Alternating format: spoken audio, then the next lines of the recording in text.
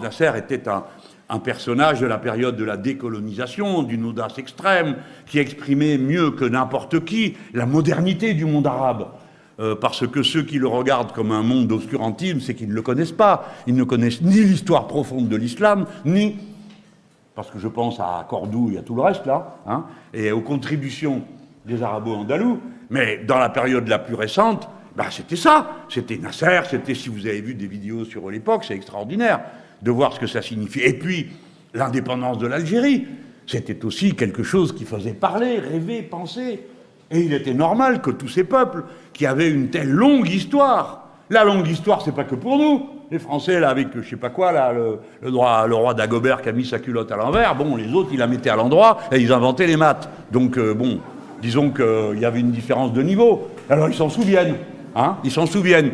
Et chaque fois que je dis ça, j'ai droit à des commentaires de fachos qui mettent « Ah, Mélenchon vient encore nous dire que c'est l'Orient qui nous a instruits. » Bah oui, je le dis pas parce que j'en ai envie, c'est parce que c'est un fait.